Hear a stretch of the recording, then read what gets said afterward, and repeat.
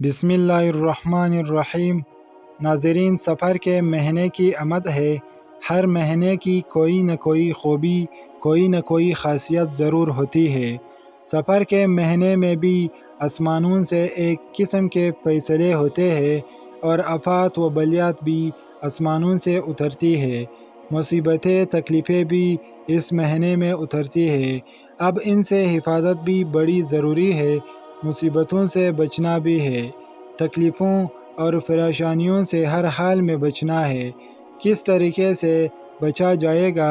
سفر کا جیسے ہی چاند نظر آئے، اب چاند نظر آتے ہی یہ میں نے کئی دفعہ پہلے بھی بتایا کہ اللہ کی بارگاہ میں یہ دعا ضرور کرنی چاہیے کہ یا اللہ، اس مہینے کو ہمارے لیے، ہمارے پورے گھر کے لیے، ہمارے پورے خاندان کے لیے، رشتہ داروں اور برادری کے لیے، ہماری پوری بستی کے لیے، پورے ملک کے لیے، عالم اسلام کے لیے، پیارے محبوب صلی اللہ علیہ وآلہ وسلم کی ساری امت کے لیے خیر و برکت والا مہینہ بنا دے، امن، سکون اور سلامتی والا مہینہ بنا دے۔ اگر یہ دعا ہر بندہ کرے تو کسی نہ کسی بندے کی دعا تو ضرور قبول ہوگی۔ کچھ لوگ تو کہتے تھے ہم گناہگار ہیں، ہماری دعا قبول نہیں ہوتی۔ اللہ نے شیطان کی دعا کو بھی رد نہیں کیا، جو راندہ درگاہ اور مردود تھا۔ اس نے کہا زندگی تھی، دعا مانگی اور اسے مہلت دے دی، آخر تک وہ شیطان گمراہ کرتا رہے گا، لوگوں کو برائیوں پہ اکساتا رہے گا، لیکن اللہ نے اس کو بھی مہلت دے دی۔ اور جو آپ صلی اللہ علیہ وآلہ وسلم کا امتی ہوگا، کتنی شان والا ہے۔ آپ صلی اللہ علیہ وآلہ وسلم نے فرمایا، میری امت سارے نبیوں کی امتوں سے افضل ہے، جس طرح خود محبوب صلی اللہ علیہ وآلہ وسلم سارے نبیوں سے افضل، سارے نبیوں کے سردار، اسی طرح آپ کی امت بھی سارے نبیوں کی امتوں سے افضل ہے۔ تو ان کی دعا کیسے رد ہوگی؟ یہ تو آدم علیہ السلام نے بھی اپنے آخری وقت میں کہا تھا، مجھ سے خطا ہو گئی، بھول ہو گئی، 300 سال تک میں روتا رہا، تب جا کے دعا قبول ہوئی۔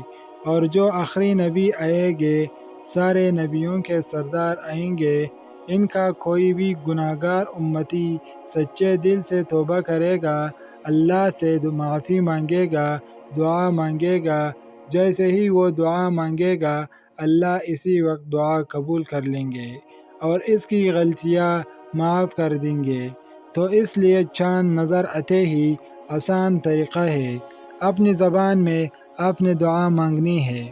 یہ مہینہ امن و سلامتی والا عالم اسلام کے اوپر گزرے، اور اس کے بعد آپ نے 3 مرتبہ سورہ تکویر پڑھنی ہے۔ یہ چاند نظر آ جائے یا چاند نظر آنے کی اطلاع مل جائے، بعض دفعہ دیر سے اطلاع ملتی ہے، جب بھی آپ کو اطلاع ملے آپ نے سورہ تکویر 3 مرتبہ پڑھ کے اللہ سے دعا مانگنی ہے۔ اور اس کے بعد اس مہینے کے اندر آفات و بلیات جو اترتی ہے، روزانہ آپ نے 1 مرتبہ سورہ تکویر پڑھنی ہے۔ پورا سفر کے مہینے میں اس کا کیا فائدہ ہوگا؟ اللہ ہر طرح کی مصیبت سے آپ کو صرف 1 مہینہ نہیں، پورا سال اللہ آپ کی حفاظت فرمائے گا۔ کتنا بڑا فائدہ ہے!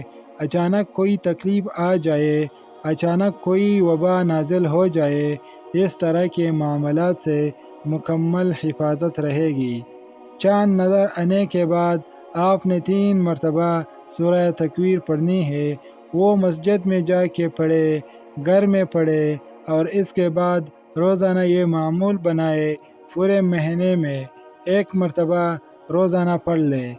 وہ 1 مرتبہ جو پڑھنی ہے جس ٹائم مرضی پڑھ لے، 24 گھنٹوں میں، یعنی دن اور رات میں 1 مرتبہ پڑھنی چاہیے۔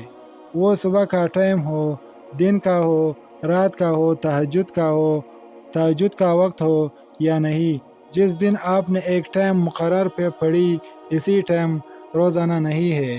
آج آپ نے فجر کے بعد پڑھی ہے، کل دوسرے دن ظہر کے بعد بھی پڑھ سکتے ہیں۔ آج آپ نے دن میں پڑھی ہے، دوسرے دن رات میں بھی پڑھ سکتے ہیں۔ ناغہ نہیں کرے، ٹائم آگے پیچھے ہو جائے تو کوئی حرج نہیں ہے۔ اتنی اس کے اندر سستی بھی نہیں ہے، آسانی والا معاملہ ہے، لیکن فائدہ اس کا بہت بڑا ہے۔ ایک مہینہ نہیں، پورا سال آپ کی حفاظت رہے گی۔